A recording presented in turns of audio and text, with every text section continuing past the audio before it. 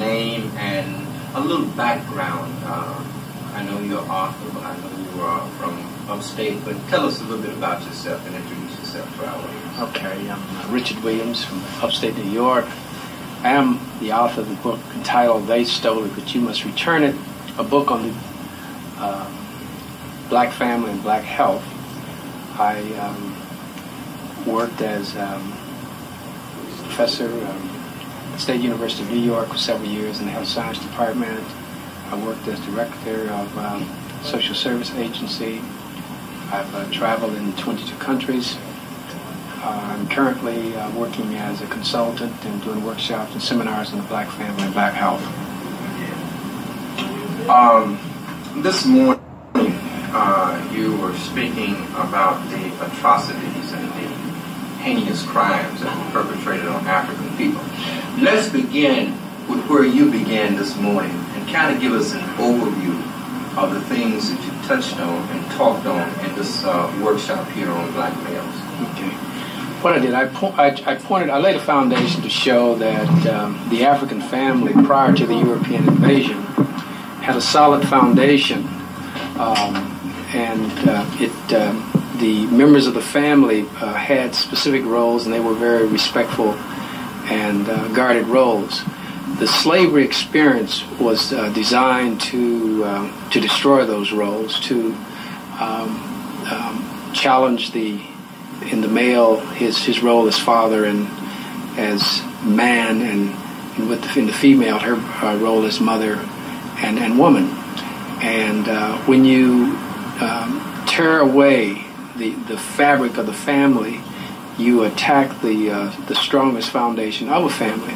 So I talked about the slavery experience as perhaps being the most devastating experience in the history of the world, where more than 40 million people were killed in the process, where families were deliberately sent to two different directions, where people were constantly branded, tortured, killed, and how certain reactions to the slavery experience have created behaviors that we carry on today. See, the slavery experience was so devastating that there were some reactions that took place, and those reactions, although they were survival reactions, became traditional behaviors, and those behaviors have been passed down, and it affects both blacks and whites today.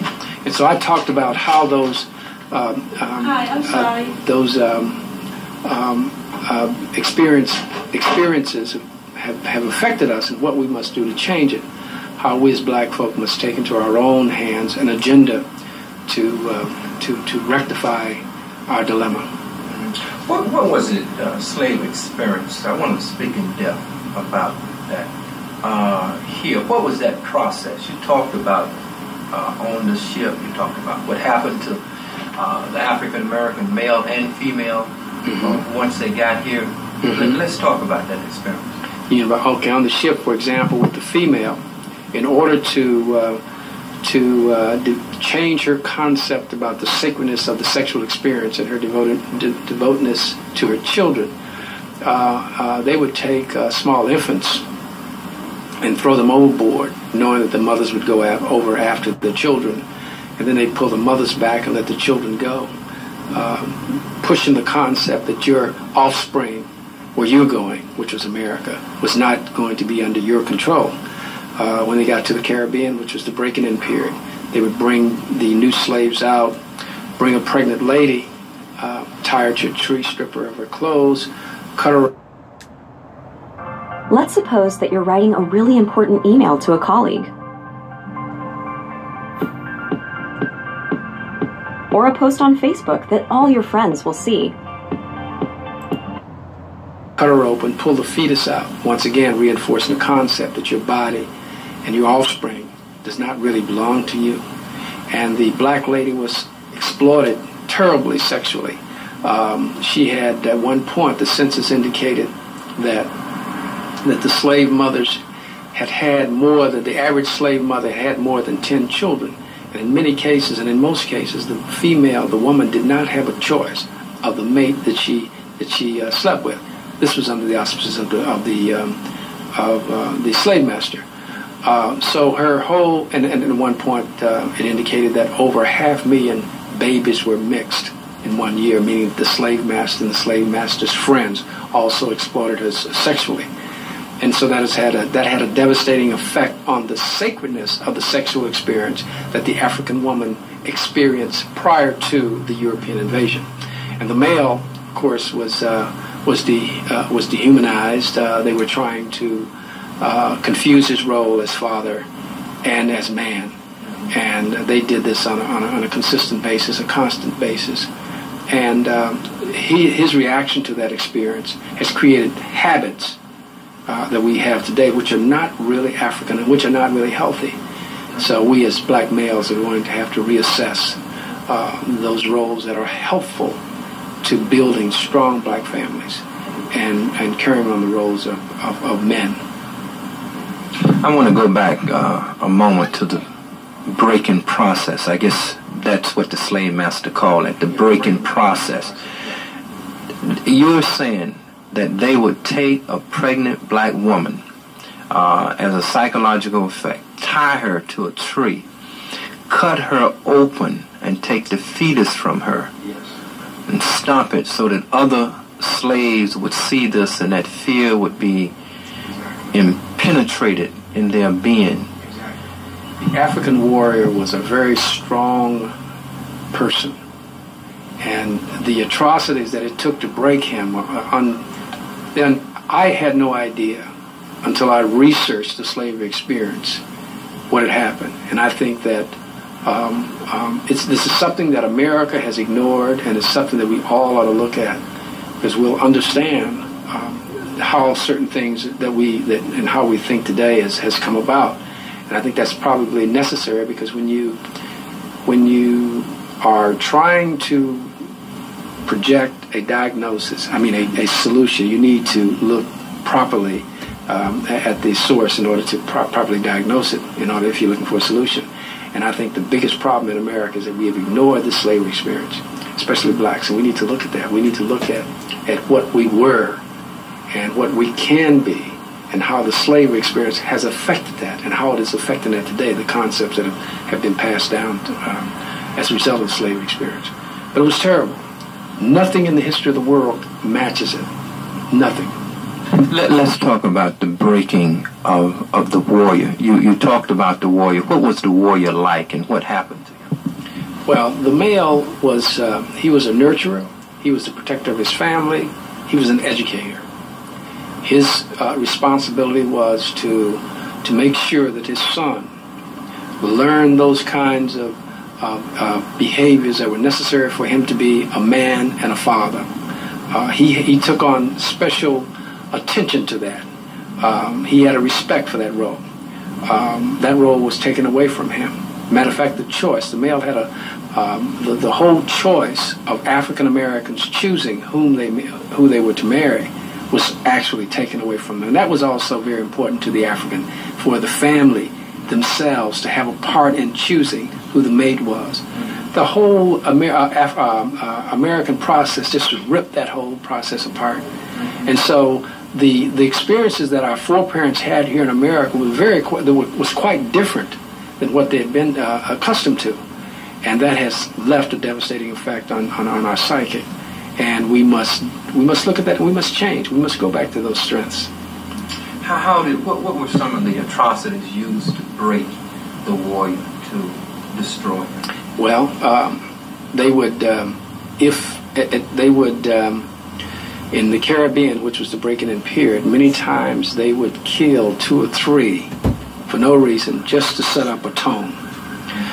They had what they call the windmill, and the windmill it had razor blades.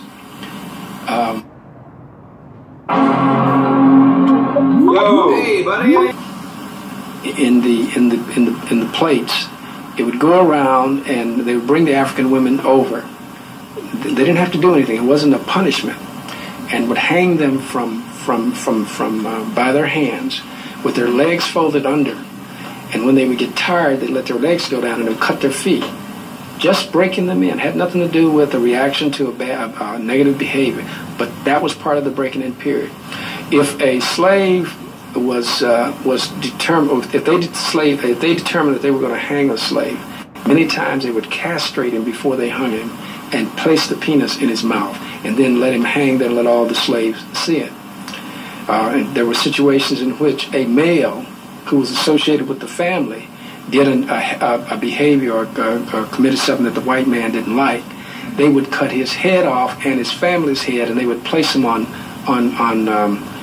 the fence to have, so slaves could see it and be constantly reminded that any kind of deviation from what the slave masters wanted, this could be your fate. And this is what our children grew up seeing. This is what our foreparents as children grew up seeing day in and day out.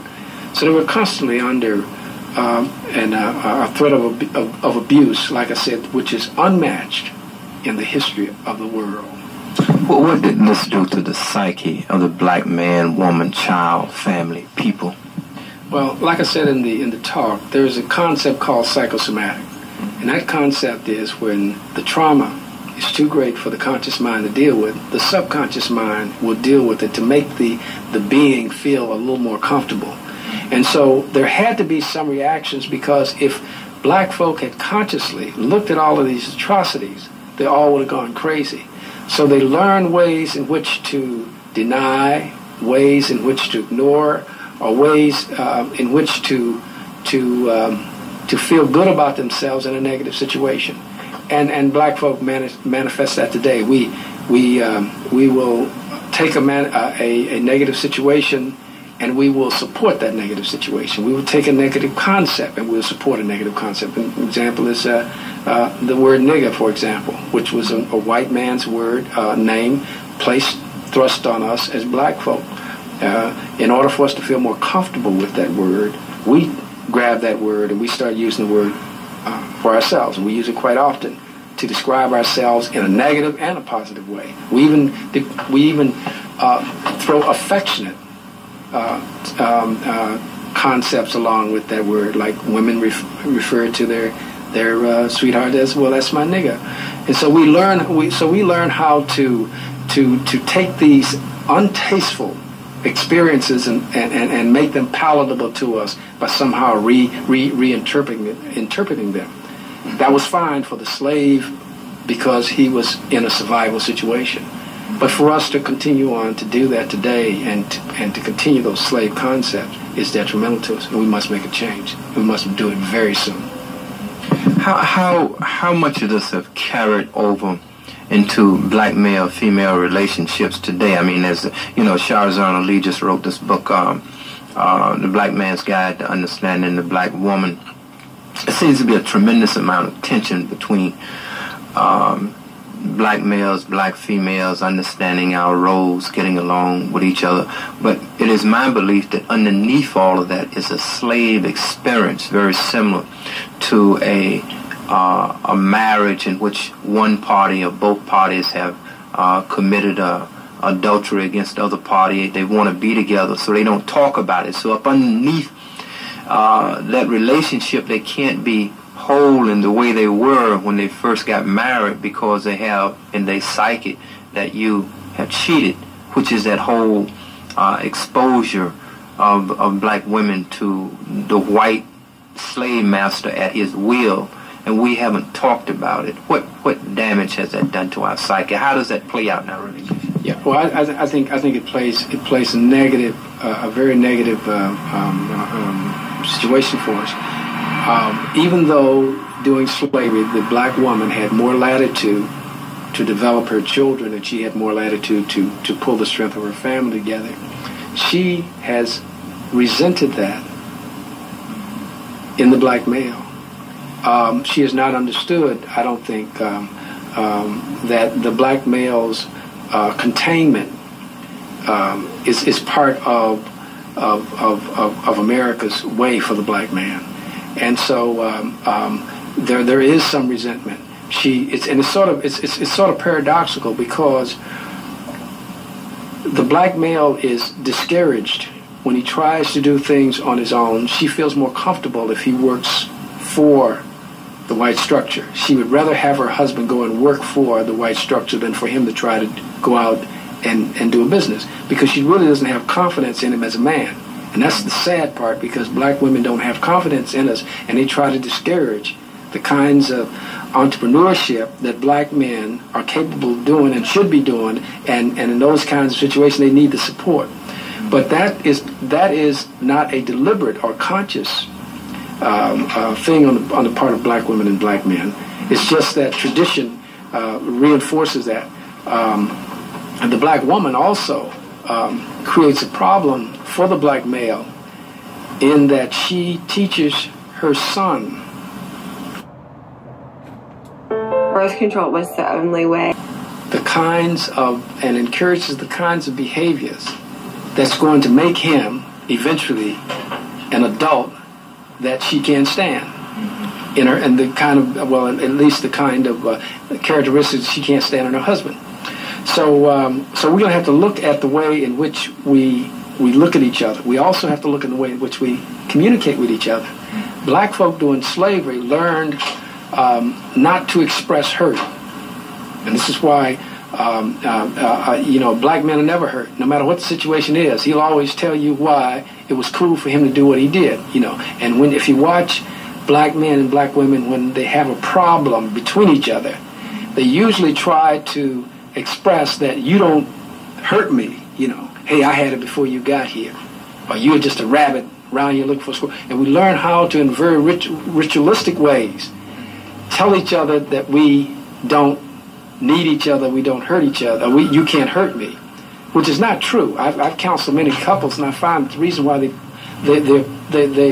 pull away has nothing to do with their love for each other. It has something to do with the way they communicate. One wants to say you can't hurt me, and the other one wants to come back with a reaction saying you can't hurt me either. And so I think we need to learn how to really communicate and express how we feel, and that's a very difficult thing for black folk, because black folk usually don't. I give you an example of a scenario that could have happened on a plantation, and this will let you can associate this with things that go on today. If the slave master was to take two black guys into the shed to beat them, and he was going to give one of them 15 licks, and the other one, if he was to give 10 licks. Now, the guy that he gives 10 licks, when he comes out of the shed and he comes with his peers, he's going to say something like, man, hey, I ain't going to let the cat hit me but more than 10 times. See, right away. See, he didn't say nothing about the licks, but he's talking about how bad he is. I ain't letting the cat hit me more than 10 times. Now, the guy that comes out with the 15 licks, he's going to say something like this.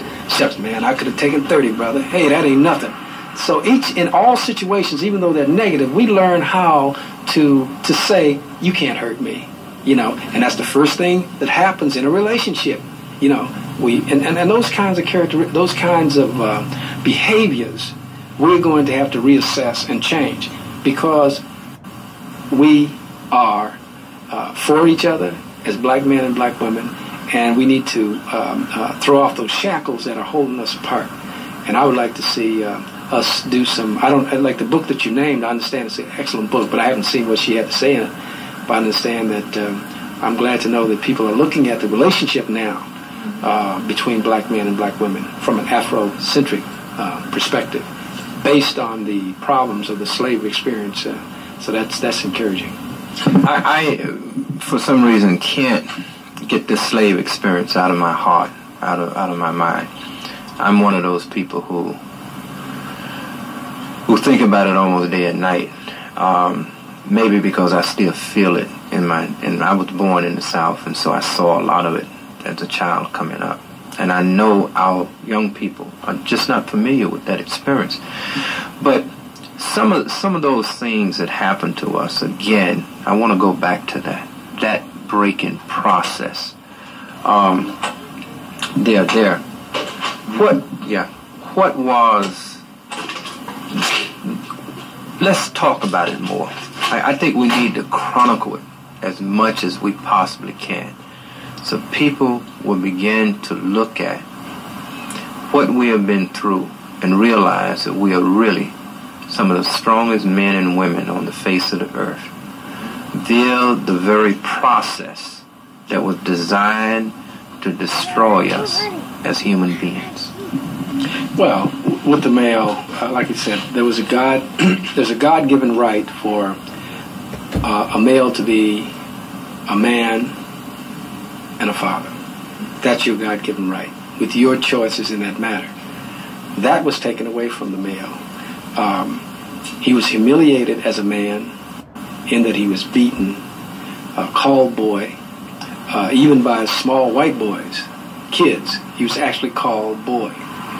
He had to respond to white children as if they were above or at least as equal. When a father had a child, when he fathered a child, when the male fathered a child. This year, Tony Group is celebrating 40 years. He had no authority over that child. Only the authority that the slave master allowed. If the slave master wanted to sell the child, beat the child, sell the child, or even kill the child, the father had limited authority over that. Without, I mean, he could do something, but he'd take his own life in jeopardy. It was the slave master that actually owned that child. That in itself is the height of insult. It's the height of humiliation for someone to take your own flesh and blood by a God-given mandate to take that away from you and to humiliate you. So black folk could not deal with the humiliation, so they chose other ways in which to deal with it. So they ignored it. So the males became distant from the obligation of his family. Sure, he would drop the seed, but as far as the obligation and some other things, he would deal with that in a different way because there was no other choice for him. The choices were limited. That has had a devastating effect on us because those things were passed down. Those things were part of our traditional experience here in America. And you don't change. Tradition is a hard thing to change. There usually has to be a reason, first of all, to change. And people have not brought up the reason because we have ignored the slavery experience. So you said the slavery experience is on your mind every day. I think it should be on everybody's mind every day. Because I think that policies are developed as a result of that.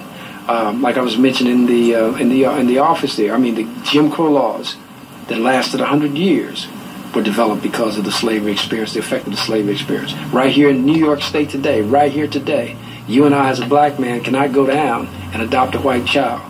But a white person can go down and adopt a black child. And there are a lot of things like this that are very much a part of us. And we as black folk, we've learned to ignore those things because to focus on them are hurting. But I think we got to focus on them. I think we are human beings. We are total human beings, and we need to make sure that people respond to us as total human beings. Some of our young people who may be viewing this program and may not understand the valiantry and the gallantry of African men, the bravery of African men, may say, well, but didn't they try to fight? I mean, how is it that they allowed this to happen to so many millions and millions and millions of Africans when there were more Africans than Europeans?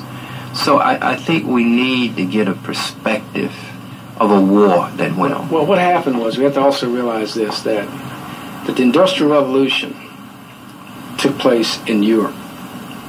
And France exchanged ideas with England, and England exchanged ideas with Germany. And that whole process, they were exchanging ideas. Africa was left out at that part of the process. And so they came down to exploit Africa. And so they were able to use some of that technology against us. We're talking about the Gatling gun and the gun specifically in terms of warfare. Yeah. And so Africa fought.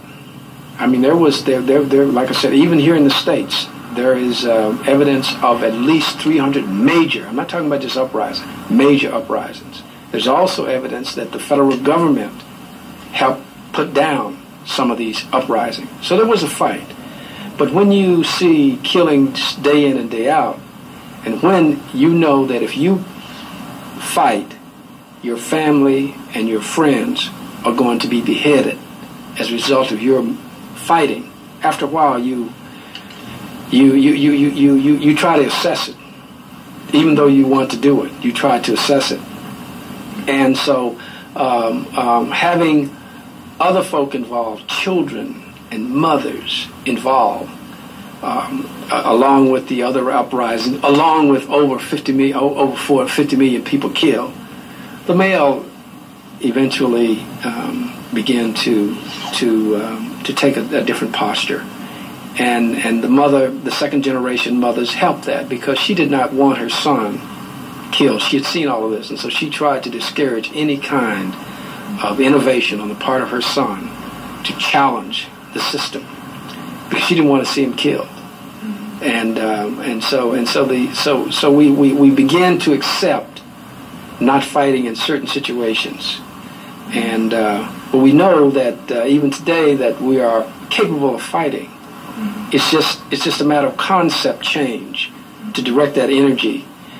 So we still are fighters, but it's just that we have learned to fight against ourselves, and we have learned not to use our fighting to protect our family, which was taken away from us a long time ago. We need to throw that energy about protecting our family, protecting our communities, protecting our interest, protecting ourselves.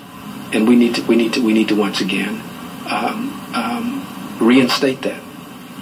I'm going to ask you 3 questions that are related. Most black people do not conceive themselves as being still in slavery. So I'm going to ask you, number 1, are we still enslaved? And number 2, if we are enslaved, why don't we perceive that ourselves as being enslaved? And if we are enslaved and do not perceive ourselves as being enslaved, will we ever truly be liberated? Okay, number 1, we are still enslaved. The concepts, like I said, that were developed to enslave are very much part of the behavior in both white and black America. That's why, in many cases, it seems like there's a double system, double justice and double everything else, simply because during slavery they just had 2 sets of laws to deal with those who had come here for free and those who had come here on the ship. But if you don't look at slavery, you assume that your plight and your behaviors are okay. This is one of the reasons why black folk are willing to accept the status that they're in, because they think that this is the way it ought to be. They don't evaluate this as a I call it in my book, I call it a refining process, and they do this all the time. I'm a nutritionist, so I know about this. If you take wheat or you take grain, you take the nutrients out of it, all of the nutrients out of it. You go through a refining and a milling process, and you take all the nutrients out of it. And then you put, say if this particular grain had 21 nutrients in it, and you put back 8 of them, you call it refined. In other words, you took all the 21 original out, and then you put 8, you add 8, and you say refined. And we call it refined bread, which is white bread, which is not as nutritious as the original whole wheat bread. And so that's what we are functioning on as African Americans. We're functioning on the refined process, where they took away our culture, they took away all our history, they took away everything that we came over here with, and then gave us a watered down version of Africa, and tried to give us the European system, and that was a whole refinement. And so we call ourselves refined, but just like refined bread, which is inferior to whole wheat, refined African Americans. And they don't like it when I say it, but we are refined African Americans. And we need to put all of those nutrients back that we had before. You know, yes, white bread is palatable to a lot of people, because it doesn't have the body, and some people like it because that's all they're used to. But it's not nutritious as the original bread, and so we need to get back to that real bread. Can we win? Can we truly liberate ourselves? I mean, we have to. We are in a country and in a system that controls the ultimate means of destruction. Therefore, it controls all lesser means of destruction. Can do in your spiritual eye, and this is our final question. I want to end on this upbeat note. But in your spiritual eye, what do you say to our brothers and sisters who are conscious and believe that they're in a no-win situation? Well, I think that we must, in order to win, we must come together as a people. We must like each other. We must work together. We must have an African-American agenda. We must. From the man on the street to the president of the Black Congressional Caucus, to all agencies that say that they are their constituency is black, they have got to have a black agenda. We've got to do that. If we are able to pull ourselves together as a group, as other groups that were in this kind of dilemma, we can do it. But if we continue to look to the American European system to bring us out of this dilemma, then we're setting ourselves up to only perpetuate the plantation relationship, even though it may be a little more sophisticated. But sophistication does not necessarily mean progress. The slave in the field, once he was moved to the house, may have had better food, but he was still a slave. See, and so we have confused liberation with conveniences. But I think in order for us to truly be liberated, we ourselves are going to have to look in the strengths of black folk, have to come together and do it. And I think it's going to happen. I think it has to happen. Because if it doesn't happen, and to the young people particularly who have who didn't see racism in its true color, but who may think that it doesn't exist, I think they're going to have to also take a look at the slavery experience, take a look at blacks here in America, take a look at white America, take a look at the relationship, take a look at racism, and understand that if this is going to be a good country, a growing country, then Americans are going to have to look eyeball to eyeball, and blacks are going to have to whites and blacks are going to have to look eyeball